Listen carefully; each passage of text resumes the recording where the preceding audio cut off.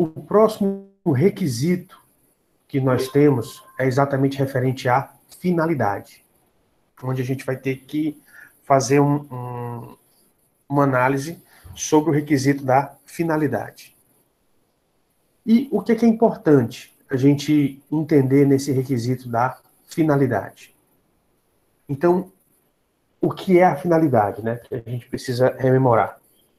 A finalidade é o resultado que você pretende alcançar com a prática do seu ato. Então, o que é que você, aonde você quer chegar quando você realiza o seu ato. E aí você tem que prestar atenção que sempre a finalidade dentro da administração pública vai ser a finalidade pública ou o interesse público. E como é que eu posso saber qual é a finalidade pública ou qual é o interesse público? Aí você tem que analisar a legislação, porque na lei ela sempre vai ter que mostrar qual é a finalidade dos atos administrativos.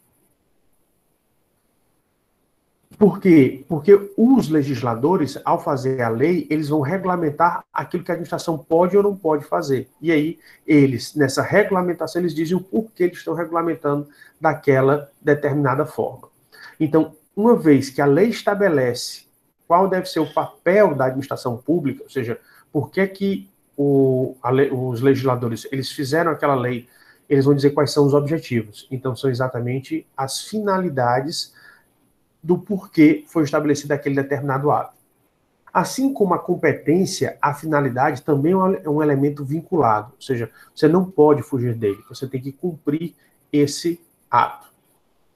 E assim como o requisito da competência, a finalidade ela também pode sofrer alguns vícios. O vício principal que pode ser cometido em relação ao requisito da finalidade é exatamente o do desvio de finalidade.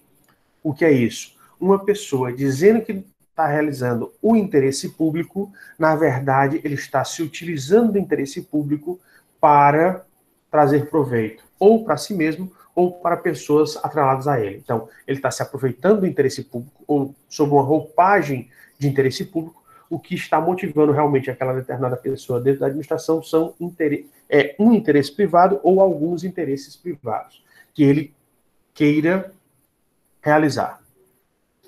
E aí, nesse desvio de finalidade, o agente público ele pode se aproveitar do interesse público para satisfazer interesses particulares, ou ele pode agir com abuso de poder. E aqui é interessante saber que qualquer caso que ocorra o desvio de finalidade, o ato administrativo ele vai ser considerado nulo. Ou seja, ele deve ser considerado como se ele não tivesse existido. Por quê? Porque ele foi realizado da maneira errada, de maneira equivocada. E aqui, só para que vocês relembrem, né? Então, digamos que nós temos um agente público que ele está dentro da administração, que ele está dentro de uma comissão de licitação.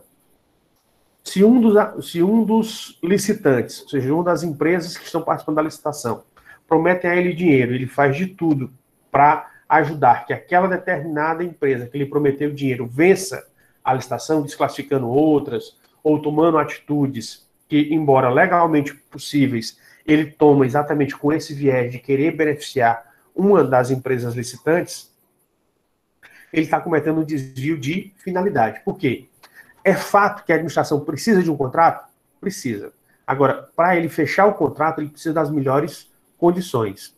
Se o processo licitatório, o procedimento licitatório, ele é manobrado para privilegiar uma pessoa ou uma empresa, porque essa empresa ela é ligada a uma das pessoas que faz parte da administração pública, a um dos dirigentes, ou governantes, ou gestores, ou administradores, ou se ela está prometendo alguma coisa para alguém dentro da administração. Então, por isso que está se dando prevalência a ela, está beneficiando ela dentro desse caminho da licitação, então ocorreu um desvio de finalidade. Por quê? Porque o contrato é certo. Ou seja, o poder público precisa daquele contrato? Precisa. Agora, não quer dizer que aquelas condições que foram estabelecidas realmente foram as melhores. Elas podem ter sido conduzidas para privilegiar pessoas A, B ou C por motivos subjetivos e não pelos critérios objetivos estabelecidos no edital. Então, você percebe aí que ocorreu um desvio de finalidade.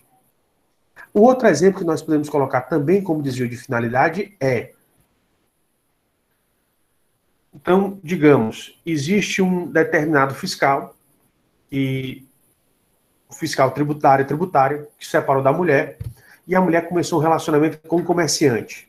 Então, esse fiscal, querendo se vingar dessa pessoa que começou um relacionamento com a sua esposa, ele vai fazer uma fiscalização no comércio desse comerciante. Já que ele é um fiscal tributário, ele pode fazer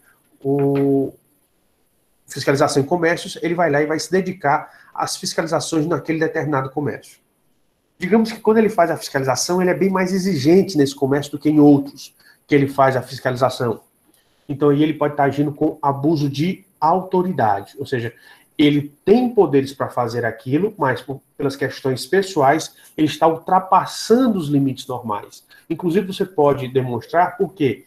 Porque você pode demonstrar que em outros comércios ele age de uma maneira mais benevolente e naquele comércio específico ele age de uma maneira mais dura. Por quê? Exatamente motivado por questões subjetivas. Então você teria um caso de desvio de finalidade. Então o grande problema do requisito da finalidade é exatamente esse vício, que é o vício do desvio de finalidade. Quando as pessoas querem se aproveitar da finalidade pública, ou seja, eles dão uma roupagem de finalidade pública, de interesse público, mas na realidade o que eles estão querendo fazer é outra coisa por trás. Ou quando os agentes públicos, eles se beneficiam, ou eles agem com abuso de poder, ou seja, eles extrapolam as regulamentações, as exigências ou os limites que foram dados para a realização daquela determinada atividade. O próximo requisito que nós encontramos dentro também dos atos administrativos é quanto à forma. E nós sabemos o seguinte, os atos jurídicos, eles também têm requisitos quanto à forma. Por quê? A administração pública pode estabelecer formas prescritas, ou seja, que determinado ato só pode ocorrer de uma determinada maneira, não pode ocorrer de outra, ou formas não defesas, ou formas proibidas. Uma forma defesa é uma forma que é proibida, ou seja, que não pode tomar. Então, você vai verificar dentro da administração pública que a realização de atos, às vezes, não existem tantas exigências, ou seja, não existem tantas circunstâncias que são exigidas para a realização do ato. E outros exigem, sim, exigências para que aquele determinado ato seja realizado. Então, quando você diz que são exigências para a prática do ato, geralmente é a forma com a qual esses atos vão ser materializados. Ou seja, como é que eles saem e se materializam, como é que eles deixam de estar meramente na vontade das pessoas e passam a se materializar no mundo real. A regra é que a administração pública deve realizar somente atos formais, diferentemente do direito privado, porque enquanto que na administração pública os atos têm que ser formais, no direito privado existe uma liberdade das formas. Ou seja, no direito privado, geralmente os atos eles podem ser feitos da forma que o agente achar melhor. Por quê? Porque eles têm liberdade quanto à forma de realização dos atos. Dentro da administração pública não existe. Por quê? Exatamente para aquelas circunstâncias históricas que eu já expliquei a vocês. Infelizmente, como os administradores, como gestores, como governantes do passado, eles oprimiram demais a população, então por isso que hoje existem critérios, existem exigências bem mais fortes referente a essas atividades, para exatamente evitar que os erros do passado eles sejam repetidos. Então, como no passado você teve pessoas que exerceram posição de comando dentro da administração e se aproveitaram, oprimiram o cidadão, hoje a atividade é inversa. Ou seja, tudo aquilo que sofreu do passado serviu de base ou serviu para que você começasse a criar critérios ou começasse a criar mecanismos, formas de evitar que as situações do passado elas venham a se repetir. Por isso que os atos administrativos, hoje em dia, geralmente eles são formais. A regra geral é que eles sejam formais, ou seja, que tem uma forma para que eles sejam exteriorizados. Então, quando um ato ele é exteriorizado, como é que ele é exteriorizado? Então, os atos administrativos eles têm que ser escritos. Porque uma vez que ele foi escrito, você consegue analisá-lo. Se aquele ato ele não é escrito, é mais fácil de você burlar. E aqui eu faço com vocês a seguinte consideração. Então, digamos, só um exemplo. Quando uma pessoa é presa, a primeira coisa que se faz é fazer o auto de prisão. Por quê? Nesse auto de prisão, você vai colocar todas as informações que são necessárias para que se avalie a prisão. Mas você vê que quando a autoridade policial ela quer realizar alguma atividade errada, alguma atividade ilícita ou ilegal, o que é que ela faz? Ela não comunica a prisão, ela não formaliza a prisão. Por quê? Porque uma vez que ela formalizar, ela tem que obedecer a todos os critérios da prisão. Que hoje em dia estão regulamentados no Brasil, tanto na Constituição, como na legislação, como também nas normas infralegais. Então, toda prisão, hoje em dia, está regulamentado o que é que pode ser feito e o que é que não pode ser feito. Para que você não precise obedecer a essas regras, o que é que se faz? Opta por não fazer o auto de prisão, mas aquela prisão, ela se tornou irregular, ela se tornou ilegal. Por quê? Porque a prisão, ela só pode acontecer dentro de determinadas circunstâncias, e o passo inicial delas é o auto de prisão. Se você não faz, aquilo se torna irregular, se torna também ilícito e ilegal. Então percebam que muitas vezes as pessoas não gostam de formalizar os atos. Por quê? Porque eles fazem coisas erradas. E se formalizarem, quer dizer que o erro está formalizado. Então, quem for responsável pelo erro vai assumir os desdobramentos. Então, por isso que você vê que no Brasil, dentro da administração pública, geralmente a pessoa não gosta de lhe dar protocolo, a pessoa não gosta de dar uma segunda via com o recebido, e você tem todo o direito. Por quê? Porque todos os atos eles devem ser escritos. Essa é a regra geral, com algumas e raríssimas exceções. Então, por isso que você ter um documento escrito no Brasil, ele é tão importante. Por quê? Porque ele serve de prova de que algo de errado está acontecendo com você. E aí, além desse ato, geralmente os atos administrativos, eles serem escritos, eles também precisam ser motivados, via de regra. Ou seja, precisa-se dizer o motivo, ou seja, indicar qual a circunstância que levou que aquele determinado ato ele fosse praticado. Então, a regra é essa, que os atos administrativos, eles são formais e dentre essas formas você tem que esses atos, eles têm que estar escritos e a outra é que eles têm que estar motivados, ou seja, tem que estar identificado quais foram os motivos que levaram à realização daqueles atos. Mas nós vamos ver no nosso estudo que tem atos administrativos que eles não obrigatoriamente vão estar formalizados através de escrita. Eles podem estar formalizados através de gestos ou de símbolos.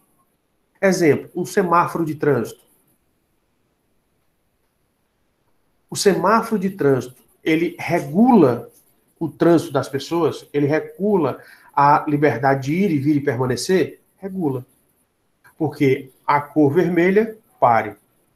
A cor amarela, atenção. E a cor verde, siga em frente. Então, ele está organizando o trânsito daquela determinada região. Então, ele está regulamentando por símbolo. Um guarda de trânsito, ou um agente aqui em Fortaleza, um agente da MC, quando ele está no local e ele vai dizer o que é que pode ser feito no trânsito ali daquela determinada região, ele não vai agir através de símbolos, ele vai agir através realmente de gestos.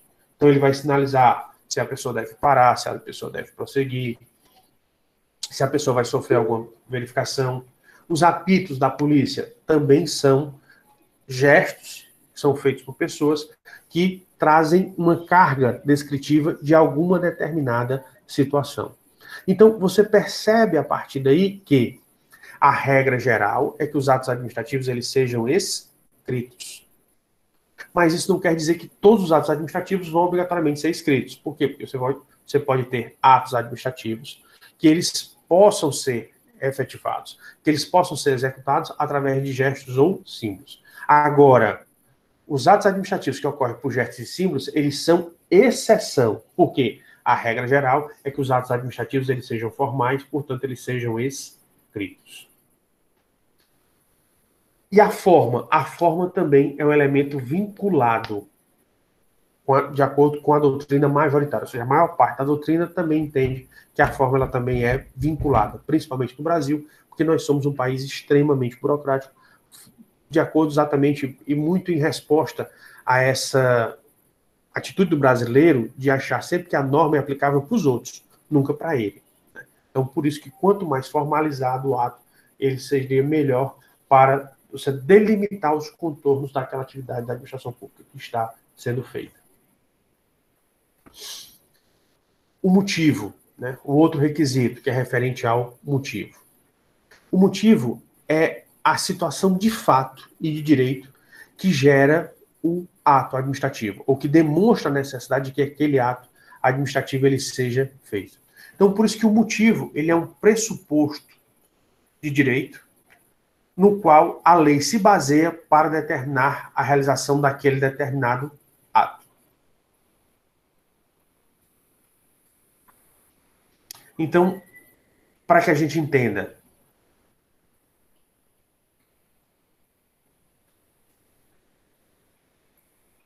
digamos, você passou numa seleção para a Unilab, você tem direito de matrícula.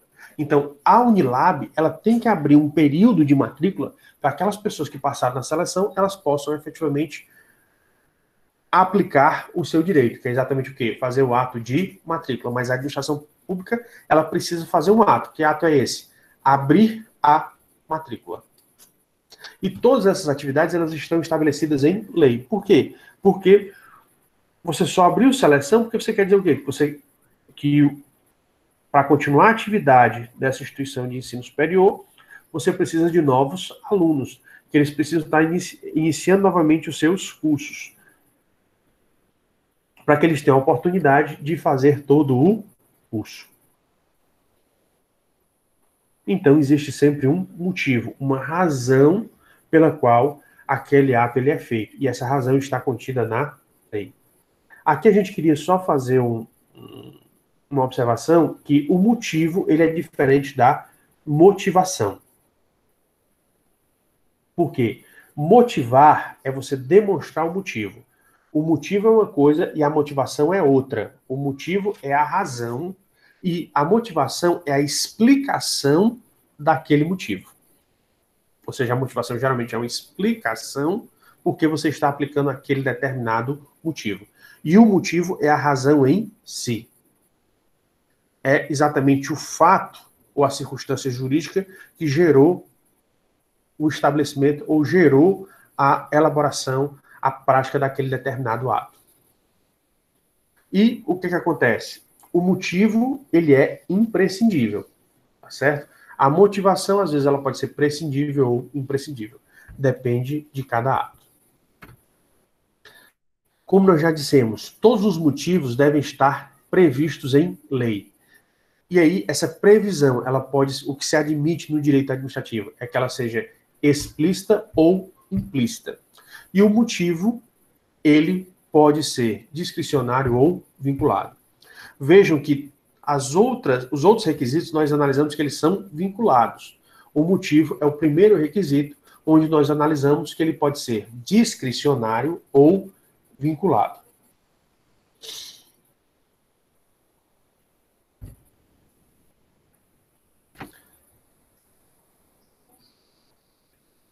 Perceba que o motivo ele está explícito ou implícito. Explícito é quando a norma ela diz textualmente qual é o motivo. Implícito é quando a norma não diz textualmente, mas você consegue entender ou subentender da norma que foi posta para aquela determinada prática.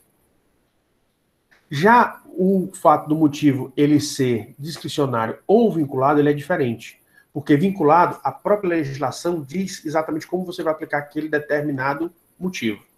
Quando ele é discricionário, é porque a lei está dando ao agente público, no exercício da sua atividade, a faculdade para ele avaliar se ele vai apresentar aquele motivo ou não. Exemplo, os cargos de confiança. Né? Nos cargos de confiança, quando uma autoridade pública nomeia uma pessoa para um cargo de confiança, ele não precisa explicar.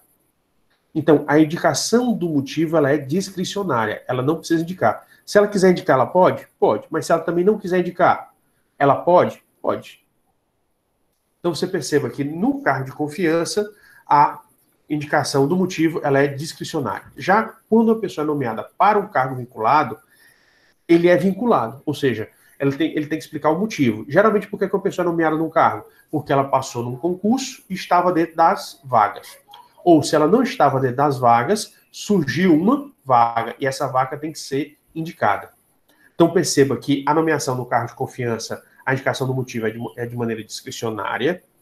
Já a nomeação e posse no cargo efetivo, ela é de maneira vinculada, ou seja, onde você tem que mostrar os motivos, onde você tem que mostrar as razões. Então você vê que a situação ela é diferente. A exigência da explicação ela é diferente. A respeito do motivo, a gente queria aqui trazer para vocês aqueles alunos, que a gente sempre sabe que nós temos alunos excelentes, né?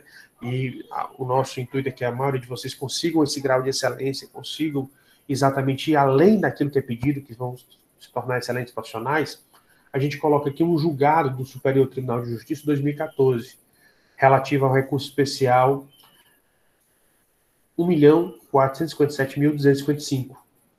onde fala-se um pouquinho exatamente sobre o motivo, ou se esclarece esse requisito do motivo para os atos administrativos, onde nesse julgamento faz-se uma apreciação exatamente da aplicação da Lei Federal número 9.774 de 99. Aqui, como a gente não dispõe muito tempo para falar sobre esse julgado, a gente queria depois que vocês anotassem esse recurso especial, o número desse recurso especial, para que vocês pudessem acessar a internet, mais especificamente acessar o site do Superior Tribunal de Justiça e lá pudessem analisar e até mesmo baixar esse julgamento para que vocês pudessem depois esmiuçar um pouquinho exatamente as razões e a importância do motivo e essas explicações, essa visão judicial que se tem sobre esse requisito referente ao motivo dos atos administrativos.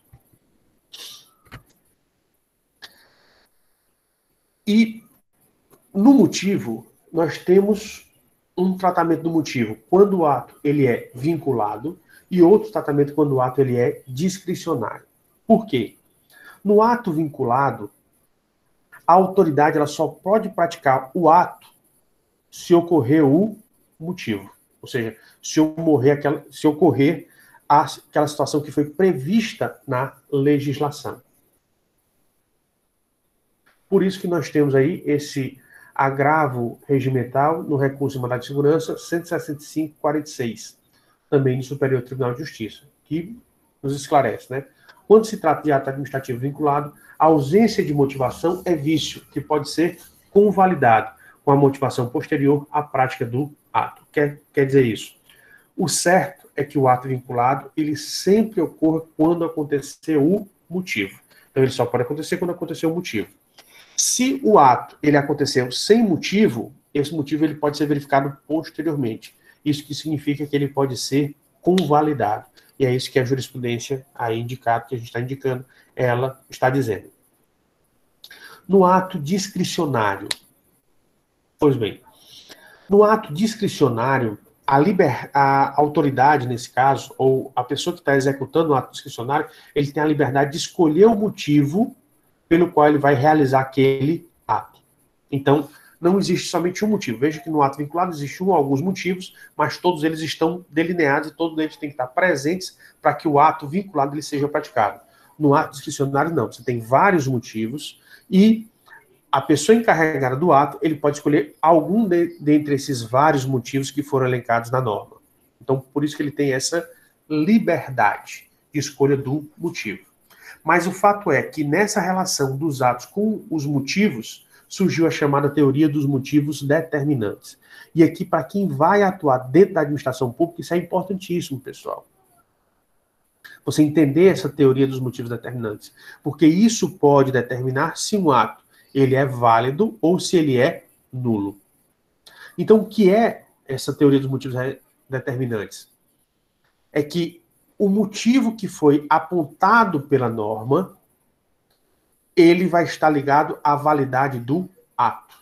Então, o motivo que determina o surgimento daquele determinado ato administrativo, motivo esse que é indicado pela norma, ele vai ser um requisito que vai servir para avaliar a validade do ato. Ou seja, se ele ocorreu dentro daquilo que é esperado ou se ele não ocorreu dentro daquilo que é esperado.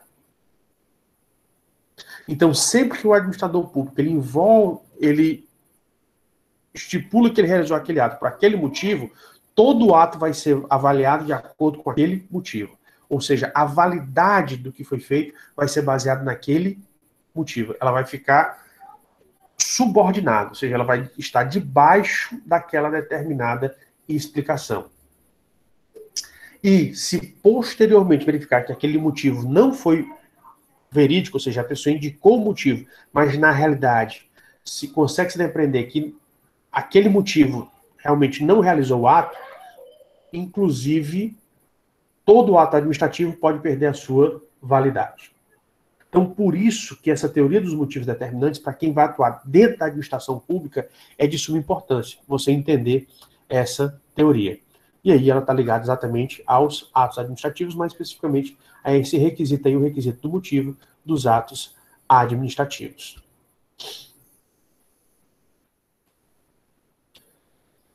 Meus caros, até aqui alguma dúvida? Não, professor, bem tranquilo.